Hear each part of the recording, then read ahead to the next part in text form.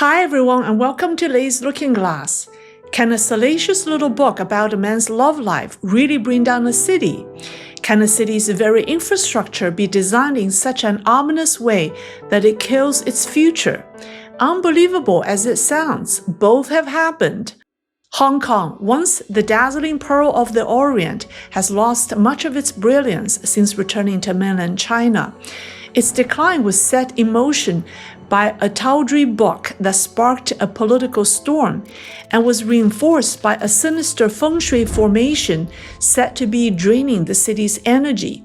Today we'll uncover two strange tales where politics and the supernatural collide. Pattaya is a sunlit resort town on the Gulf of Thailand, where foreign tourists buy seaside apartments as holiday escapes.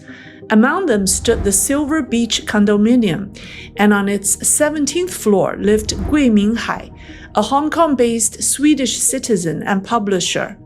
For him, this was a retreat, a place to vanish for a few days of rest.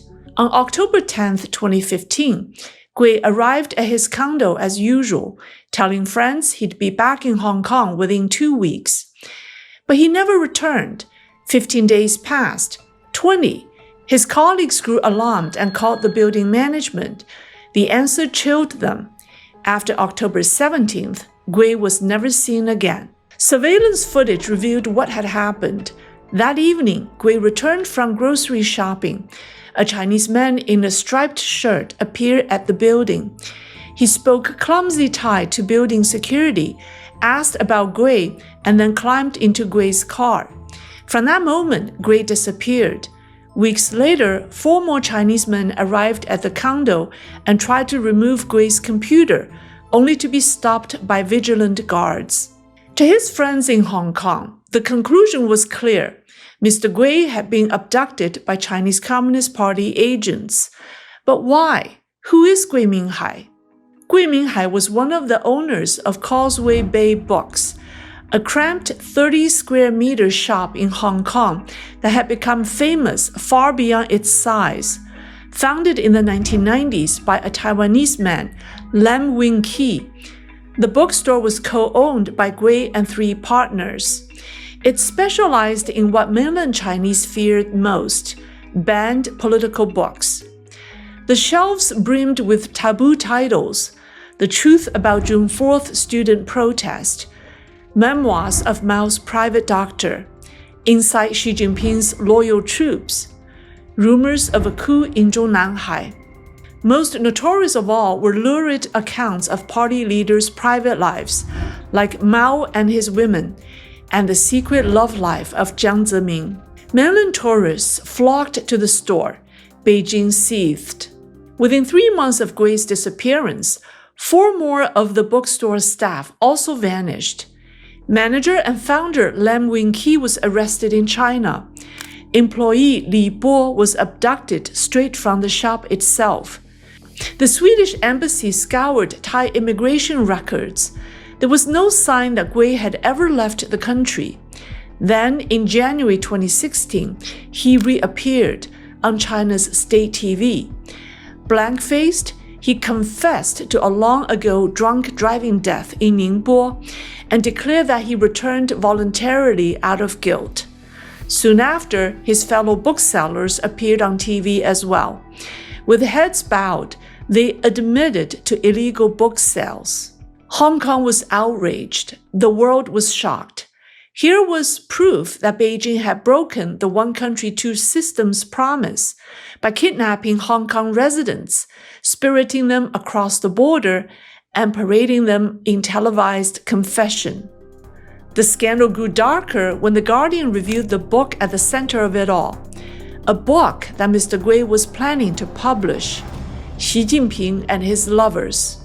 The manuscript was pulp fiction in style, tabloid gossip bound in provocative prose. It claimed to trace Xi Jinping's life from Tsinghua University in 1975 to his presidency in 2013, spinning tales of affair after affair. Actress Liu Xiaoqing, anchor Dong Qing, a student from the 1989 protests, and countless others. It even painted Xi Jinping's wife, Peng Liyuan, as a jealous woman who demanded a written pledge of fidelity. Political rival Bo Xilai was cast as Xi's sex tutor and pimp, disgraced tycoon Lai Changxing as another procurer. The absurd climax described Xi Jinping visiting Bo Xilai in prison after his downfall to reminisce about their sex life. Some of the stories in the book may be true, but it's riddled with impossible dates and farcical dialogue.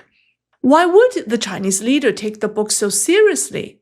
Well, beneath the juicy stories lay a dangerous subtext.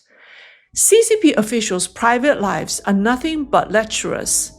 In China, the arts exist to serve the party and to please its leaders. Entertainers and officials are deeply entangled. Xi Jinping's star singer wife was a household name before marrying him, and the book alleged Xi's affairs with many stars. And timing was everything. In 2015, Xi was at the peak of his anti-corruption drive, selling himself as clean and upright, the image of a devoted husband.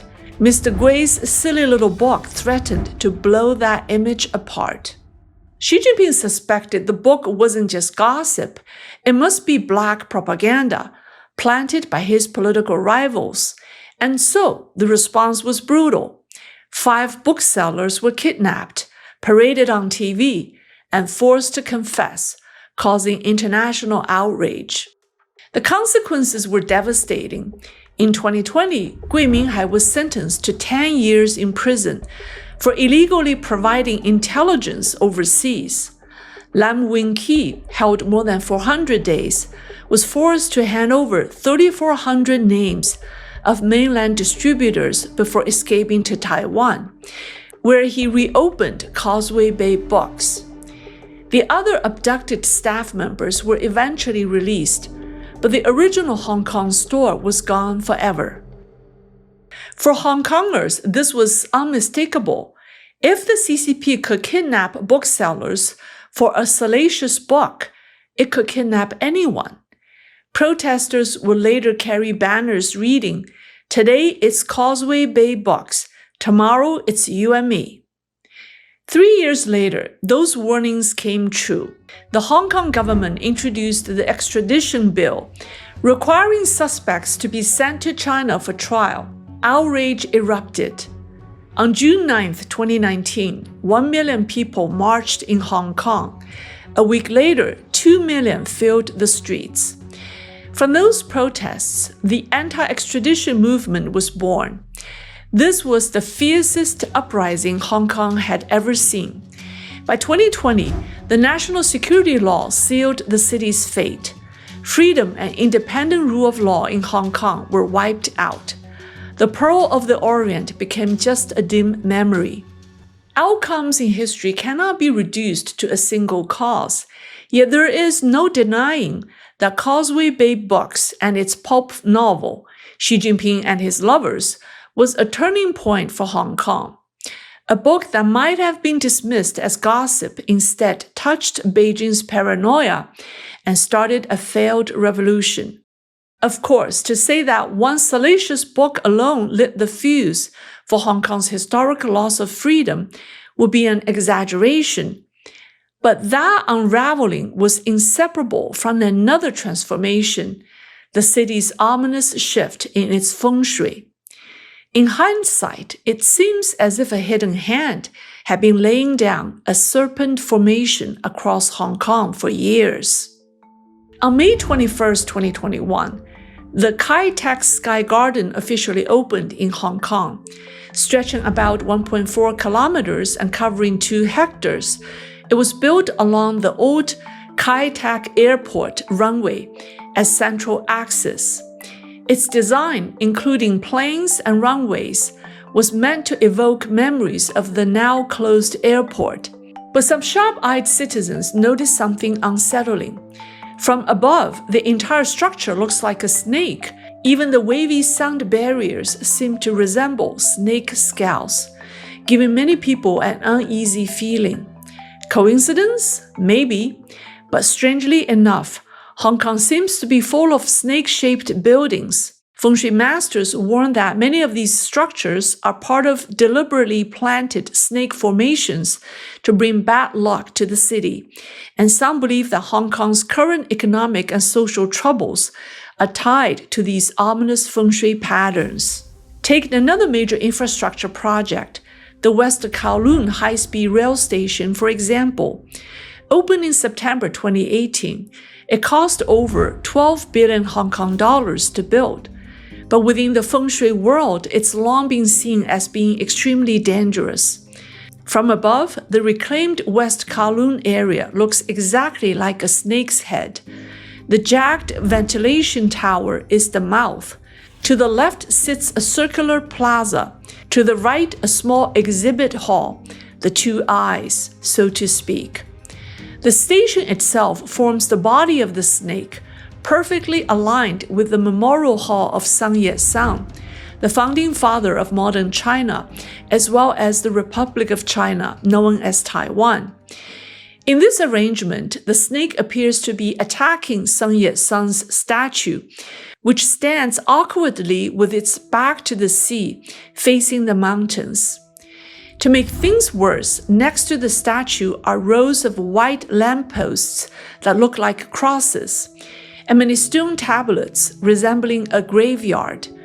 The park put up a sign explaining that the crosses represent Sun Yat-sen's Christian faith. But with so many crosses in one place, it feels more like a cemetery, haunting and unsettling. And that's not all. Feng shui masters also point to the central Wan Chai bypass. They say that its layout forms not just any snake, but a venomous one. The road bends deliberately around the snake's mouth, while the snake's head points directly at the IFC Tower in the central district of downtown. Right in front of this snake mouth sits a traffic light. Each time it turns green, waves of cars rush forward, simulating a snake striking over and over. Yet despite the central district being Hong Kong's most valuable land, instead of another top-tier commercial tower, a giant Ferris wheel was placed there. In feng shui terms, the Ferris wheel represents a glowing pearl, positioned right between the West Kowloon snake and the central snake. Together, they form a scary formation of two snakes fighting over one pearl. Then there's the Hong Kong-Zhuhai-Macau Bridge, which opened in October 2018. At 55 kilometers, it's one of the longest sea-crossing bridges in the world, costing over 100 billion Hong Kong dollars. Beijing promoted it as a dragon vein, channeling prosperity into Hong Kong. But some feng shui masters saw something different. With artificial islands built at both the Hong Kong and Macau ends, the shape looked far less like a dragon and more like two snakes locked in opposition. The ominous design caused the bridge's construction to be plagued by disasters.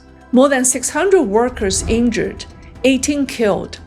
On the very day of the opening ceremony, Hong Kong's stock market crashed 806 points, dropping below 2,600 points. Soon after, the city was hit by a devastating typhoon.